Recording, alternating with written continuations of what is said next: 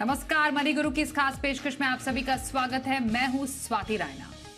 क्या आपको मालूम है कि साल 2022 में लगभग 7.5 लाख छात्र विदेश में पढ़ाई करने के लिए बाहर गए और यह आंकड़ा आगे भी बढ़ सकता है।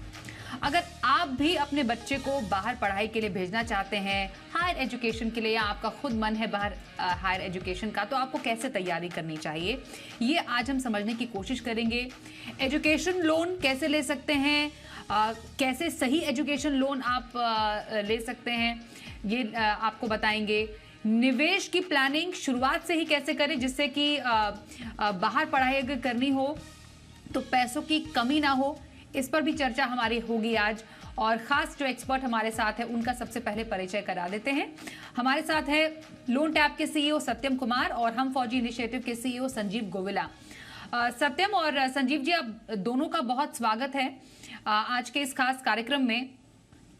जैसा कि मैंने शुरुआत में बोला, शो के जो आंकड़े बता रहे हैं, विदेश में पढ़ाई करने वाले छात्रों का आंकड़ा बढ़ता ही जा रहा है। और कुछ आंकड़ों से आप सबको इसका अंदाजा भी हो जाएगा कि जैसा मैंने शुरुआत में बोला था कि 2022 में ही 7.5 लाख छात्र पढ़ाई के लिए अभी फिलहाल दुनिया के अलग अलग देशों में हैं। और उससे एक साल पहले अगर 2021 की बात करें तो विदेश जाने वाले छात्र की जो संख्या थी वो लगभग 4.5 लाख थी। तो आप खुद समझिए कि एक साल में ही कितना बड़ा जंप है ये अब्रॉड पढ़ाई करने वाले बच्चों का। और इसमें भी चाहे यूएस हो गया, यूके है, कनाडा है, ऑस्ट्रेलिया है, ये कुछ ऐसी कंट्रीज है जो कि प्रेफर्ड जगह मानी जाती है बच्चों की पढ़ाई के लिए। वहाँ के जो एजुकेशन है वो भी काफ़ी ज़्यादा प्रचलित है। और कुल मिलाकर दुनिया के 240 देशों में भारतीय छात्र इस वक्त पढ़ाई कर रहे हैं। पर एक बात समझना ज़रूरी है संजीव जी आपसे, पढ़ाई का जो खर्च है वो इसी के साथ काफी ज्यादा बढ़ता जा रहा है। हम एस्पायर तो करते हैं कि अपने बच्चों को आगे जाकर विदेश में पढ़ाई करने के लिए भेजें, या जो बच्चे इस वक्त हमें देख रहे हैं वो चाहते होंगे कि 10th और 12th के बाद उनकी जो हायर एजुकेशन है वो बाहर के किसी कंट्री के अच्छे टॉप मोस्ट यूनिवर्सिटी में हो। पर ये जो एजुकेशन इन्फ्लेशन है जो लगभग 10 से 11% हर साल हमको सताता है, उससे पार पाने के लिए जो एक बेसिक प्लानिंग है उसकी शुरुआत कब से होनी चाहिए? बहुत बहुत धन्यवाद स्वाति जी और जी बिजनेस का मुझे इस शो पे बुलाने के लिए। आपने जो आंकड़े बोले हैं ये एक्चुअली बहुत सरप्राइजिंग है, और इनके अंदर और भी बहुत सारे देश हैं जिनमें हमारे लोग जाते हैं, जैसे सिंगापुर, हांगकांग भी बहुत प्रचलित है।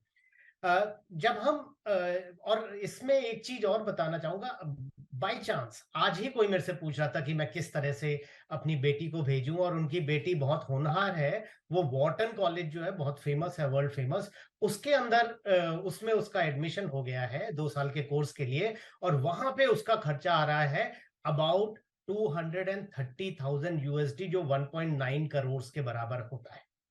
और अगर हम लोन वगैरह की बात करते हैं तो उन्होंने पहले वहां पे भी लोन लेने की कोशिश की, और यूएस में इस समय उनको लोन इतनी बढ़िया यूनिवर्सिटी के लिए भी 10.4% के ऊपर मिल रहा है। तो पहले हुआ करता था कि लोग यूएस में लोन लेते थे और काफी कम पे मिल जाता था, जो इस तरह से चांसेस होते हैं तब वो इतना अवेलेबल नहीं हो सकता। इसलिए बहुत जरूरी है, जैसे स्वाति जी आपने बहुत करेक्ट बोला, कि हम पहले प्लानिंग करें।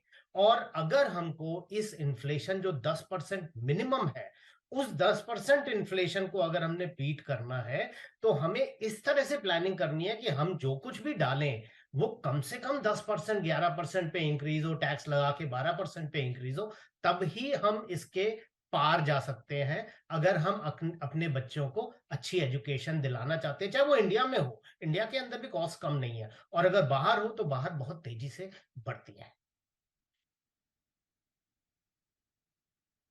एजुकेशन इन्फ्लेशन मतलब जो साल दर साल पढ़ाई पर बढ़ने वाला खर्च है। एक तो महंगाई दर तो है ही, लेकिन उसके ऊपर जो एजुकेशन इन्फ्लेशन है, मतलब हर साल दर साल जो पढ़ाई का खर्चा बढ़ता है, आपकी यूनिवर्सिटी है वहां पर जो फीस बढ़ती है, उसको ध्यान में रखते हुए आपको पढ़ाई का अपनी प्लानिंग करनी होगी।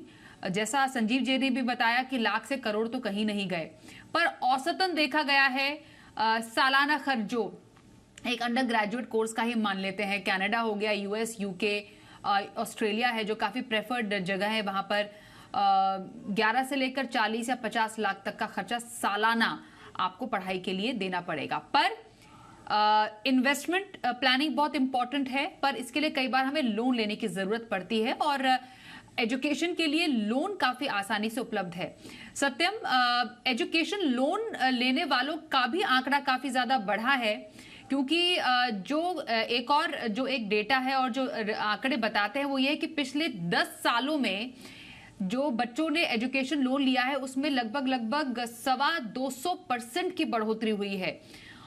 दैट मीन्स पिछले 10 सालों में अब तक बेसिकली 4,61,000 छात्रों ने एजुकेशन लोन लिया है।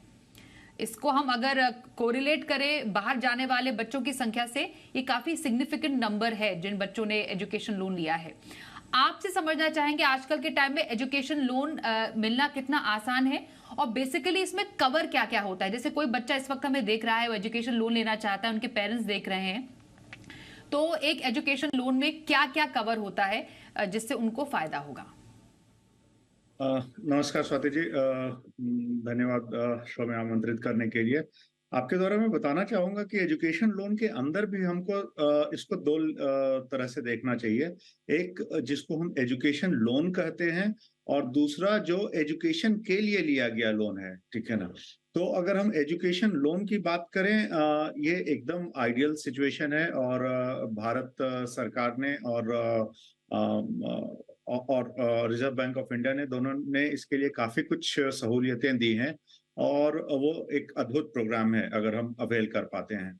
परेशानी की बात क्या है कि उस सेक्शन में उस सेगमेंट में काफी हिस्टोरिकल डेलिंक्वेंसी काफी रही है, इसलिए बैंक्स या कई सारी वित्तीय संस्थाएं उस तरह का लोन नहीं करना चाहती हैं और इसके वजह से एक नई तरह की संस्थाएं आ गई हैं, वित्तीय संस्थाएं ही हैं जो कि पर्पस एजुकेशन है, लेकिन वो एक तरह से पर्सनल लोन है जो कि आप मतलब किसी भी पर्पस के लिए यूज कर सकते हैं। हालांकि वहां पे आइडेंटिफाइड पर्पस एजुकेशन है, तो वो एजुकेशन पर्पस के लिए लोन देते हैं। इन लोनों में आपको अगर यूजुअल देखेंगे तो आपको टैक्स बेनिफिट्स नहीं मिलती है और एक दो सर्टिफिकेशंस होती हैं जिससे कि रेमिटेंस विंडोज में काफी टैक्स ब्रेक्स मिल जाते हैं, वो सारे सर्टिफिकेट्स नहीं मिलते हैं। तो ये दोनों लोनों को थोड़ा हमको अलग करके देखना पड़ेगा। अगर हम प्राइमरी बात करते हैं एजुकेशन लोन, तो 4 से 5 लाख रुपए तक की जो लोन है उसमें वो collateral free, government dictated terms and conditions के हिसाब से होती है और वो जो है आपकी किस तरह के इंस्टीट्यूट आपने सेलेक्ट किए हैं, क्या पर्पस है, इन सबों को देखते हुए मोस्टली सरकारी बैंक्स और कई सारे high quality private sector banks उसको मुहैया कराते हैं। अब उससे ऊपर का जो लोन है, जैसा कि हम देख रहे हैं कि खर्च जो है 30-30, 40-40 लाख, 15 लाख, 20 लाख रुपए जा रहे हैं, उससे ऊपर का लोन कोलैटरलाइज्ड लोन मिलता है जिसमें कि कोई भी प्रॉपर्टी मॉर्गेज करके या इंश्योरेंस पॉलिसीज वगैरह मॉर्गेज करके उस लोन को अवेल किया जा सकता है। तो ये जो लोन है, जैसे हाउसिंग लोन इंडिया में काफी सस्ता होता है, उसी तरह से काफी सस्ता होता है, इस पे टैक्स बेनिफिट्स भी मिलता है और ये सारा कुछ मिलता है। तो इसके लिए जो है थोड़ी सी हमको बैंक के साथ पहले से प्लानिंग, साथ में मिलकर के प्लानिंग करें तो ये एक आइडियल सिचुएशन है जिससे कि आपको कभी भी ओवरबर्डन की सिचुएशन नहीं होगी। जैसे कि हमारे साथी पैनलिस्ट भी बता रहे थे कि यूएस में देख रहे हैं तो एजुकेशन लोन 10.5% पे मिल रही है, जो कि यूएस नॉर्मली 2.5%, 3%, 4% के लोन रेट के हिसाब से जाना जाता है। तो इतने हाई लोन पे, इतने हाई इंटरेस्ट रेट पे लोन लेकर के वापस अगर क्या आपको वो एजुकेशन वापस उतना पैसा आपको रिटर्न दे रही है ताकि आप उसमें से आप उसकी ईएमआई या उस तरह के पेमेंट कर सकते हैं, तो रिवॉर्ड रेशियो जो है, इन्वेस्टमेंट और रिवॉर्ड रेशियो शायद देखना पड़ेगा, या बोरोविंग लिमिट और वो सारी चीजों को देखनी पड़ेगी। मेरे हिसाब से उसके लिए लोन शायद सेकेंड और थर्ड ईयर में ले तो अच्छा होगा और फर्स्ट ईयर की जो फीस है और जो कॉस्ट है वो हमेशा एज अ फैमिली या एज अ स्टूडेंट आपको पहले से प्लान करनी चाहिए, क्योंकि सेकेंड ईयर तक आप वहाँ के सिस्टम को समझ जाते हैं, बेहतर कॉस्ट ऑफ बोरोविंग वहाँ से कर सकते हैं। इंडिया से बहुत मुश्किल है बोरो करके फिर फॉरेन पढ़ाई करना, क्योंकि एक तो करेंसी का कॉस्ट बहुत ज्यादा हो जाता है, करेंसी रेट्स चेंज होते रहते हैं और उसका इन्फ्लेशन के साथ साथ करेंसी रेट चेंज के भी जो हमारे डबल इम्पैक्ट होता है। तो ये बहुत ही एक महंगा सौदा है हमारे लिए। एक एम्बिशियस है, सब लोग चाहते हैं बच्चों को पढ़ाएं, अच्छी जगह पे भेजें। ये मतलब लोग ओवर बोरो भी करते हैं। मैं चाहूंगा इन सब सिचुएशन से बचना चाहिए, अपने आप को थोड़े रेसिस्ट करना चाहिए और प्लानिंग जैसा कि बताया कि 2 साल 3 साल पहले से शुरू करें तो बहुत अच्छा है, सो दैट आप जो एक $25,000 तक की जो रेमिटेंस विंडो है उसके अंदर आप पर ईयर पहले से ही चाहिए तो फॉरेन करेंसी में डिपॉजिट करते रहें, ताकि आपको कई सारी जो मतलब जो एंसिलरी कॉस्ट है, जो कि आपको एजुकेशन कॉस्ट के अलावा जो कॉस्ट है वो सारी चीजें आपको बच जाएगी और करेंसी का भी आपको थोड़ा सा बेनिफिट हो जाएगा अगर आपने फॉरेन करेंसी में पहले से मूव किया है और फॉरेन करेंसी में ही पैसे डिपॉजिट किए हैं। तो इन 2-3 चीजों को मैं बोलूंगा ध्यान रखने के लिए। तो एक तो हो गया कि एजुकेशन लोन है, परफेक्ट है, कोई दिक्कत नहीं है, लीजिए और उसका इस्तेमाल कीजिए। लेकिन दूसरी कोई लोन जो एजुकेशन के लिए ले रहे हैं या एजुकेशन की तरह दिखा करके दिया जा रहा है वो काफी कॉस्टली हो रहा है और उससे जितना संभव हो सकता है बचना चाहिए। ओके, तो ये एजुकेशन लोन आप लेते समय क्या ध्यान रखें? एक छोटा सा मैं जवाब संजीव जी आपसे लूंगी, क्योंकि रेमिटेंस की बात यहाँ पर की सत्यम ने। जो ये एलआरएस के जो नए नियम लागू 1 जुलाई 2023 के बाद होंगे सर, इसमें जो कि 5% के बजाय 20% टीसीएस कटेगा अगर आप 7 लाख रुपए से ज्यादा रकम विदेश भेजते हैं। तो मतलब बच्चे के लिए अगर रकम 7 लाख से ऊपर अगर भेजते हैं फॉर एग्जांपल अगर पढ़ाई के लिए, तो इस पर भी ये नियम लागू होता है या इसमें कुछ अलग है सिस्टम? देखिए, यहाँ पे सिर्फ प्रॉब्लम टीसीएस की नहीं है। टीसीएस को जहां तक मुझे मालूम है एजुकेशन लोन के लिए, एजुकेशन के लिए अगर आप बच्चे के लिए भेज रहे हैं तो ये नया वाला रूल उस पे लागू नहीं हो रहा है। लेकिन यहाँ पे सिर्फ ये प्रॉब्लम नहीं है, यहाँ पे एक दूसरी प्रॉब्लम और भी है कि जो फॉरेन करेंसी की बात की गई है, फॉरेन करेंसी का जो आपका एस्केलेशन होता है 4.5 से 5% आपको साल का मान के चलना पड़ेगा। ये दोनों चीजें मिलकर के आपके लिए एक बहुत बड़ी प्रॉब्लम क्रिएट कर सकती है। तो विदेश में पढ़ाई की प्लानिंग आपकी करा रहे हैं, आपके बच्चे अगर जाना चाहते हैं विदेश में पढ़ाई करने के लिए, आप फिर अब ऑलरेडी है या प्लान कर रहे हैं, उस पर हम चर्चा कर रहे हैं। संजीव गोविला हमारे साथ हैं और लोन टैप से सत्यम कुमार से हम कर रहे हैं खास चर्चा। सत्यम, अब आपसे जानना चाहेंगे एजुकेशन लोन लेने के स्मार्ट टिप्स क्या हो? जब हम कोई भी लोन लेने के लिए जाते हैं कुछ बातों का ख्याल रखना बेहद जरूरी है। यहाँ पर आपकी नजर में एजुकेशन लोन लेने से पहले किसी एक स्टूडेंट को या उनके पेरेंट्स को किन बातों का ध्यान रखना चाहिए?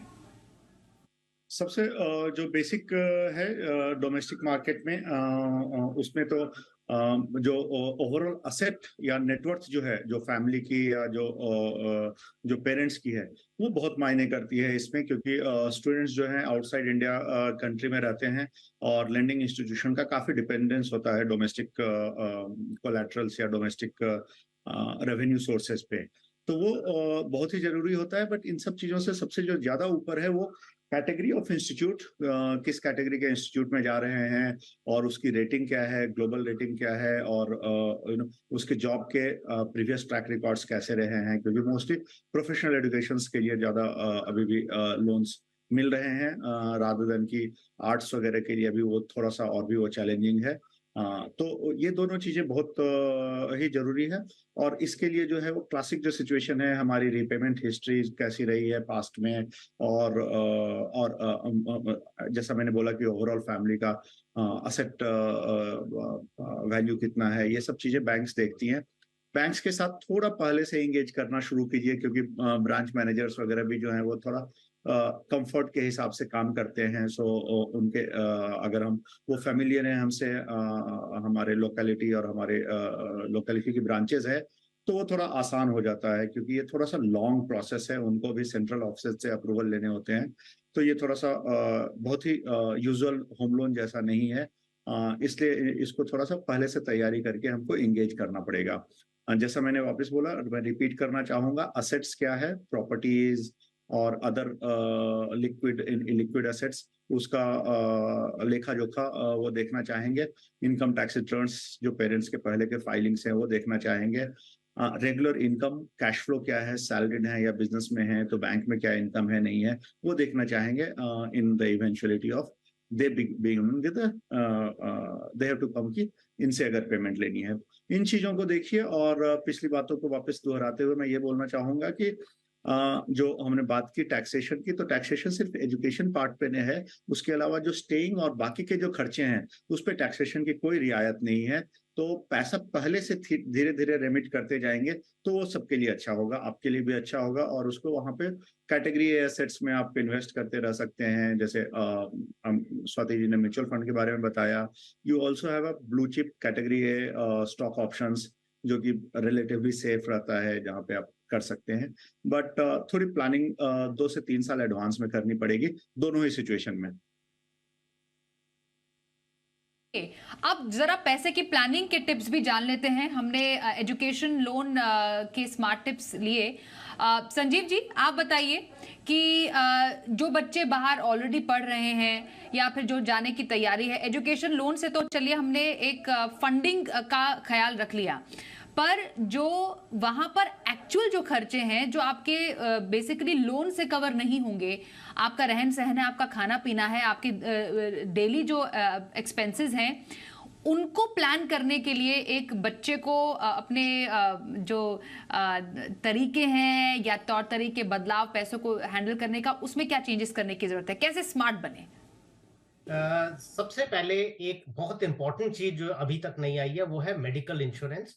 उन कंट्रीज के अंदर मेडिकल इंश्योरेंस बहुत जरूरी है। जब हम खर्चे की बात करते हैं तो मेडिकल इंश्योरेंस को ध्यान से देखा जाए। और यूनिवर्सिटीज, जो बहुत सारी यूनिवर्सिटीज हैं, वो वहां पे रहने की अपने कैंपस पे जगह नहीं दे पाती हैं, जिसकी वजह से बाहर रहना पड़ जाता है। तो वहां भी रूममेट्स वगैरह पहले से ही उनके डिस्कशन ग्रुप्स होते हैं, उनमें जाकर के रूममेट्स वगैरह चूज करके अच्छी सी एजुकेशन लेनी चाहिए। अब अगर मैं आइडियली बोलूं एज अ फाइनेंशियल प्लानर, ये एक क्रिटिकल एक्सपेंस है जो हर पेरेंट्स के लिए जरूरी है। हायर एजुकेशन तो देना है बच्चे को। मैं अगर बोलूं तो बहुत बहुत साल पहले शुरू होनी चाहिए। मे बी हो सकता है जब बच्चा बहुत छोटा है तभी से प्लानिंग करनी चाहिए। 5, 7, 10, 12, 15 साल पहले अगर प्लानिंग शुरू कर देंगे तो बूंद बूंद से घड़ा भर जाएगा। अदरवाइज वो बूंदें आपको बहुत बड़ी करनी पड़ेंगी। तो स्मार्ट टिप्स ये है, जैसे ही आपको लगता है, अब जैसे आपका बच्चा छोटा है और आपके दिमाग में आया इस बच्चे को मैंने बेस्ट एजुकेशन देनी है, म्यूचुअल फंड्स की एसआईपीज जो होती हैं वो इसके लिए बेस्ट इंस्ट्रूमेंट है। छोटा छोटा डालिए, अपनी हैसियत के हिसाब से डालिए। लंबा टाइम है, थोड़ा सा रिस्क लेके इक्विटी में जाइए। अगर बहुत ही शॉर्ट टाइम है तो कम रिस्क लीजिए, और लेकिन इसको चलने दीजिए। और इस तरह की चीज को कभी भी आप रोकिए मत, जितना भी डाल सकते हैं डालने दीजिए। पहली स्मार्ट टिप तो ये है। दूसरी स्मार्ट टिप ये है कि आपको अपना, जब टाइम आ गया है, लोन लेने के लिए जा रहे हैं, तो टैक्स का जो बेनिफिट है आपको ध्यान रखना है। टैक्स का बेनिफिट तभी एप्लीकेबल है अगर आप ओल्ड टैक्स रजीम में जा रहे हैं। अगर आप ओल्ड टैक्स रजीम में नहीं है, न्यू टैक्स रजीम में जा रहे हैं, तो फिर ये 80C और 80E के जो बेनिफिट्स होते हैं ये आपको अवेलेबल नहीं होते। तीसरी स्मार्ट टिप ये है कि जब आप इनके अपना पैसा बच्चे के लिए बचा रहे हैं, कहीं से कोई भी बोनस मिलता है, कोई एडिशनल अमाउंट आपका आता है, किसी तरह की कोई आपको पेरेंट्स से या किसी से आती है, डालते जाइए। अपनी उस किटी को बड़ा करते जाइए, क्योंकि जैसे स्वाति जी आपने बोला 10% का कम से कम खर्चा इन्फ्लेशन है। और उसके ऊपर अगर आप जो यूएस डॉलर या बाहर की उनकी अपनी करेंसी का जो डेप्रिसिएशन है उसको भी लगा देंगे, तो एक बहुत बड़ा एडिशनल एक्सपेंस आपका हो सकता है सालों सालों में आने वाला। अब संजीव जी, मुझे आपने बताया कि आप कैसे पैसों की स्मार्ट प्लानिंग कर सकते हैं और म्यूचुअल फंड में एसआईपी करके वहां पर निवेश करके एक अच्छी पूंजी इकट्ठा कर सकते हैं, जिसका जिक्र सत्यम भी कह रहे थे कि बेटर है कि दूसरे साल से अगर आपको लोन लेना है तो दूसरे साल से ले। पहले साल की प्लानिंग आपके बहुत सालों पहले से शुरू हो जानी चाहिए, जब आपने अपना एक प्रॉपर फाइनेंशियल प्लान बच्चों की पढ़ाई का बनाया हो। तो अब मुझे बताइए, किसी का लक्ष्य दूर हो 10 साल तक का या किसी का लक्ष्य छोटा हो 3 से 5 साल का, इन अलग अलग टाइम होराइजन्स में कैसी कैटेगरीज और कैसे फंड्स बच्चों की पढ़ाई के लिए खासतौर पर सही साबित हो सकते हैं? आइडियल है, बिल्कुल शुरू बहुत पहले से शुरू कीजिए, 10-15 साल 17 साल पहले से शुरू कीजिए। और क्योंकि आपके पास काफी टाइम है, उस समय आपको थोड़ा रिस्क और वोलेटिलिटी एक्सेप्ट करना चाहिए। मेरा रिकमेंडेशन है कि आप mid cap type funds, aggressive flexi cap type funds, इस तरह के फंड्स में जाइए अगर आपके पास 10 साल से ज्यादा का टाइम इस समय अवेलेबल है। अगर आपका कह लीजिए 7 से 10 साल का टाइम है, थोड़ी सी रिस्क को नीचे ले आइए और लार्ज और मिड कैप कैटेगरी एक होती है, बहुत अच्छी होती है, जिसके अंदर लार्ज कैप भी होता है और मिड कैप भी होता है कंपल्सरीली। उस वाली कैटेगरी को लेके चलेंगे तो आपको अच्छी तरह से एक रिस्क और वोलेटिलिटी का और ग्रोथ का एक बहुत अच्छा कॉम्बिनेशन मिल जाएगा। मान लीजिए आप इतना पहले नहीं कर पाए और अभी 5 से 7 साल अवेलेबल है, तो भी इक्विटी में ही जाइए। मेरे हिसाब से फ्लेक्सी कैप, इंडेक्स फंड्स, ये एक बहुत अच्छी कैटेगरी बन जाते हैं। फुल इक्विटी, इन तीनों कैटेगरीज को जो मैंने बताया, इनके अंदर आपको इक्विटी का टैक्स एडवांटेज भी होगा। लॉन्ग टर्म जो गेन्स होते हैं सिर्फ 10% का आपको टैक्स आता है जब आप निकालते हैं, और पहला 1 लाख जो है फ्री होता है। लेकिन अगर आपका और भी कम होराइजन है 3 से 5 साल का, तो बैलेंस एडवांटेज फंड्स जो हाइब्रिड टाइप ऑफ फंड्स होते हैं और मार्केट के हिसाब से ऊपर नीचे करते हैं अपनी डेट इक्विटी को, उनके अंदर लेकर के चल सकते हैं। ओके, तो 10 साल से शुरू होते हुए 3 से 5 साल तक के लक्ष्य के लिए कुछ ऐसी कैटेगरीज ऑफ फंड्स जो आप अपने बच्चों की पढ़ाई के लिए और अगर उनको हायर एजुकेशन के लिए देश से बाहर जाना है तो ऐसे फंड्स पे शुरुआत से ही निवेश कर सकते हैं। छोटे छोटे अमाउंट से निवेश कीजिए, उसके बाद फिर उस निवेश रकम को बढ़ाते जाइए, जिससे कि अगर आपको लगता है कि 15 साल के बाद लगभग 1 करोड़ रुपए तक की रकम चाहिए, जो कि चाहिए होगी, वो आप समय पर इकट्ठा कर पाएंगे। क्योंकि जितना इंतजार करेंगे, जितना लेट करेंगे, उतना आपको और एसआईपी अमाउंट बढ़ाना पड़ेगा उस एजुकेशन इन्फ्लेशन को पार पाने के लिए।